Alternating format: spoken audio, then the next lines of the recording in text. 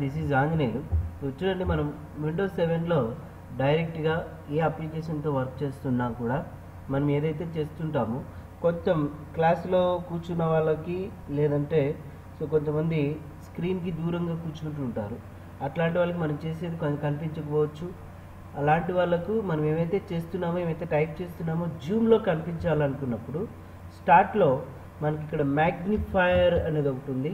మీరు ఏం టైప్ చేస్తారంటే చూడండి, మ్యాగ్నిఫైయర్ అని టైప్ చేయండి. ఓకే, మ్యాగ్నిఫైయర్ చూడండి, ఇక్కడ ఒక నిమిషం తప్పుకొట్ట. మ్యాగ్నిఫైయర్ అంటే ఇక్కడ మనకు ఆటోమేటిక్గా వచ్చేసింది. ఈ మ్యాగ్నిఫైయర్ మీద క్లిక్ చేస్తే డైరెక్ట్గా చూడండి ఈ మ్యాగ్నిఫైయర్ అనేది డిస్ప్లే. ఈ మ్యాగ్నిఫైయర్ వ్యూస్ చూడండి, మనం ఎక్కడైతే మౌస్ పాయింటర్ ప్లేస్ చేస్తామో అదంతా కూడా ఇలా చూపించేస్తుంది. కాకపోతే ఈ 200% ఉంది ఇక్కడ వ్యూస్లో, ఫుల్ స్క్రీన్లో ఉంది. మనం తగ్గించినట్టయితే చూడండి మ్యాగ్నిఫైయర్ ఇక్కడ ప్లస్ అంటే పెరుగుతుంది, తగ్గించినట్టు తగ్గుతుంది. నేను ఎప్పుడైతే క్లిక్ చేస్తామో అదంతా మనకు జూమ్లో కనిపిస్తుంది అన్నమాట. ఇలా ఏదైతే మనం చేస్తుంటామో చూడండి. ఓకే, ఇప్పుడు నేను ఇక్కడికి వెళ్ళి మౌస్ పాయింటర్ క్లిక్ చేస్తే చూడండి ఇలా మొత్తం అంత జూమ్లో చూసుకోవచ్చు. ఒకవేళ ఇక్కడ తగ్గించినట్టయితే చూడండి జూమ్ సైజు మ్యాగ్నిఫైయర్ తగ్గిపోతుంది.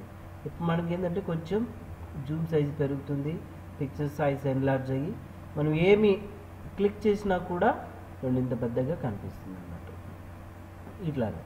ఓకే, చాలా మ్యాగ్నిఫైయర్ యూజ్ చేసి మనం డైరెక్ట్గా మనం చేస్తున్న ఏదైనా సరే అప్లికేషన్స్ ఓపెన్ చేసినా టైప్ చేస్తున్నా సరే మనం అదంతా కూడా ఇక్కడ టైప్ చేస్తున్నాం జూమ్లో కనిపిస్తుంది అనమాట.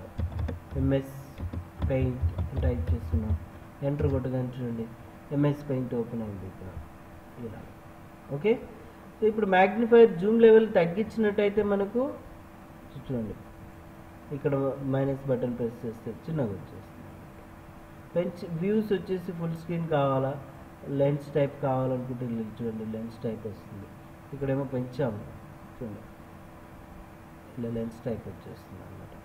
జూమ్ మనం ఎక్కడెక్కడైతే ప్లేస్ చేయాలనుకున్నామో దాని మీద మనం క్లిక్ చేసి ఇలా జూమ్ చేసుకోవచ్చు అన్నమాట. ఓకే, సో ఇప్పుడు ఈ మ్యాగ్నిఫైయర్ని మనం ఒకవేళ క్లోజ్ చేయాలనుకుంటే డైరెక్ట్గా మ్యాగ్నిఫైయర్ మీద బటన్ ప్రెస్ చేసి ఇంటూ బటన్ క్లిక్ చేస్తే క్లోజ్ అవుతుంది.